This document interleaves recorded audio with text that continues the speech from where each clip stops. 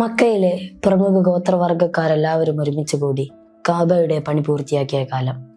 അന്ന് അവർക്കിടയിൽ ഉണ്ടായിരുന്ന ഒരു വലിയൊരു സംശയമായിരുന്നു ആര് ഹജറുൽ അസ്വദ് വെക്കും.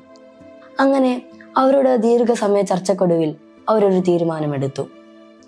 ആരാണോ ഹറമിലേക്ക് ആദ്യം പ്രവേശിക്കുന്നത് അവർക്ക് ഹജറുൽ അസ്വദ് വെക്കാം.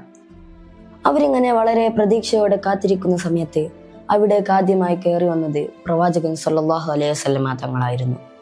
പ്രവാചകരെ കണ്ട ഉടനെ അവർക്കെല്ലാവർക്കും വളരെ സന്തോഷമായി. കാരണം അവരുടെ ഇടയിൽ തന്നെ അൽ അമീൻ എന്ന പദവിയുള്ള വ്യക്തിയായിരുന്നു പ്രവാചകൻ സല്ലല്ലാഹു അലൈഹി വസല്ലം. പ്രവാചകരോട് അവർ ഈ കാര്യങ്ങൾ മുഴുവൻ പറഞ്ഞു. ഇത് കേട്ട ഉടനെ പ്രവാചകൻ അവരോടൊരു തുണി എടുത്തു കൊണ്ടുവരാൻ വേണ്ടി കൽപ്പിക്കുകയും അതിലെ ഓരോ ഭാഗവും ഓരോ ഗോത്ര തലവന്മാരോട് പിടിക്കാൻ വേണ്ടി പറയുകയും അതിലേക്ക് ഹജറുൽ അസ്വദ് എടുത്തു വെക്കുകയും ചെയ്തു. അങ്ങനെ അവരെല്ലാവരും ഒരുമിച്ച് കൂടി കഅബയുടെ അടുത്തേക്ക് നീങ്ങി. അവിടെ എത്തിയ ശേഷം പ്രവാചകൻ സല്ലല്ലാഹു അലൈഹി വസല്ലമ തങ്ങൾ തങ്ങളുടെ പരിശുദ്ധമാക്കപ്പെട്ട കയ്യാൽ ഹജറുൽ അസ്വദിനെ എടുത്ത് അതിന്റെ യഥാർത്ഥ സ്ഥാനത്തേക്ക് വെച്ചു. അന്ന് അവിടെ പ്രവാചകർ സല്ലല്ലാഹു അലൈഹി വസല്ലമ തങ്ങൾ കാരണമില്ലാതായത് ഒരു വലിയൊരു തർക്കമായിരുന്നു.